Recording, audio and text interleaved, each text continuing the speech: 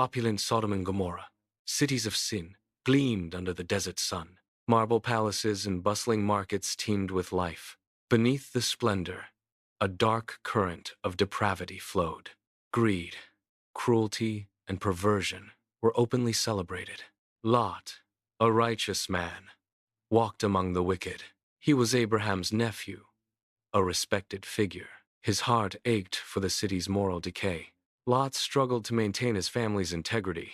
His pleas for justice often met deaf ears. The city's inhabitants reveled in their indulgence. Lot's daughters, though sheltered, witnessed the escalating wickedness. Their innocence was threatened by the pervasive evil. Lot's wife, secretly, yearned for the lavish lifestyle. She admired the neighbors' extravagant displays. Whispers of divine judgment began to circulate. A few devout souls spoke of impending doom. The majority dismissed these warnings as madness. They believed their prosperity was a sign of favor. Their own strength, they thought, brought their wealth. The gods, they assumed, blessed their unbridled ways. Lot's moral compass, though strong, felt the strain. He stood in stark contrast to the city's indulgence. A heavy burden weighed on his weary soul. The air itself seemed thick with unspoken sin. Children played, oblivious to the impending wrath. Merchants haggled, their voices echoing through the streets.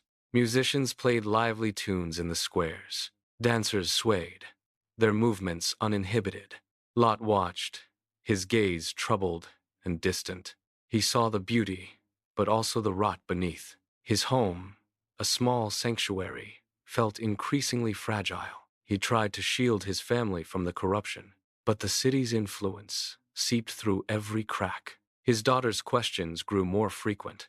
They wondered about the strange customs around them. Lot offered quiet prayers for guidance and strength. The sun set, casting long shadows over the city. Night brought forth even greater revelry and vice. Fires flickered in the distance, illuminating dark deeds.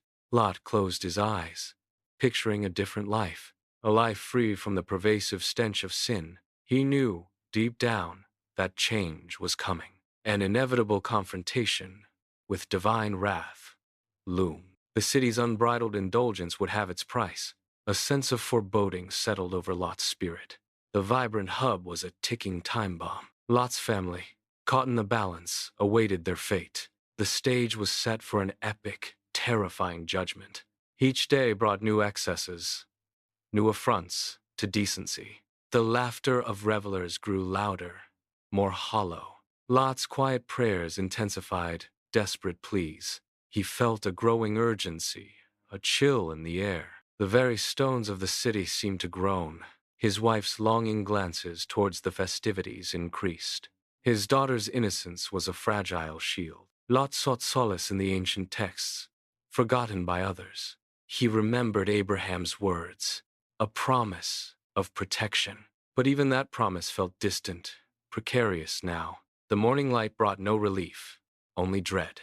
Sodom and Gomorrah slept, unaware of their final dawn. The sun dipped below Sodom's decadent skyline. Two cloaked figures entered the city gates. Lot, sitting by the gate, observed them keenly.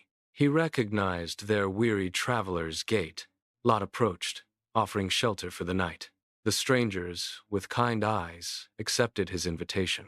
He led them through the bustling, sinful streets. Whispers and leers followed their path. Inside Lot's modest home, a simple meal was prepared. A knock pounded violently on the door. A mob of men, eyes wild with lust, demanded the guests. Lot stood firm, blocking the entrance. He pleaded with the crowd, offering his own daughters. The mob roared, threatening to break down the door. Hands reached through the gaps, grabbing at Lot. Suddenly, a blinding light erupted from within. The strangers, now radiant, pulled Lot inside. The mob outside was struck blind, stumbling in confusion. The two figures revealed their divine nature. They were angels, sent by God to judge Sodom. They commanded Lot and his family to flee.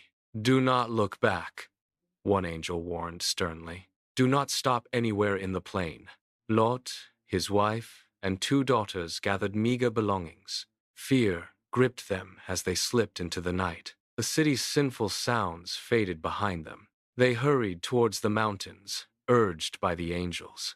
Dawn broke, painting the sky with fiery hues. A distant rumble shook the ground beneath their feet. Lot's wife hesitated, a longing glance over her shoulder.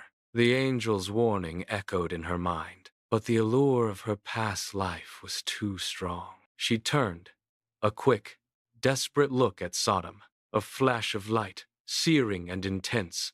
Her body stiffened, a silent scream. She transformed, a pillar of glistening salt. Lot and his daughters cried out in horror. They dared not stop, compelled to move forward. Behind them, Sodom and Gomorrah erupted. Fire and brimstone rained from the heavens.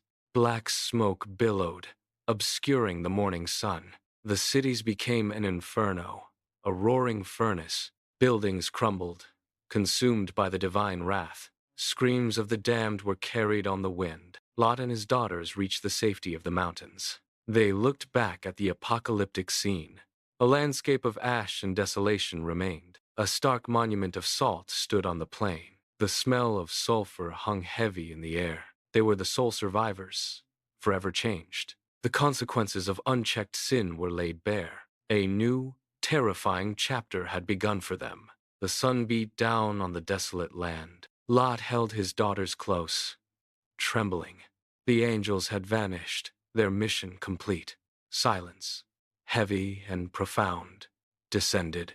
The weight of their loss pressed upon them. A new journey, uncertain and fraught, lay ahead. They were alone, survivors in a shattered world. The memory of Sodom, a burning scar,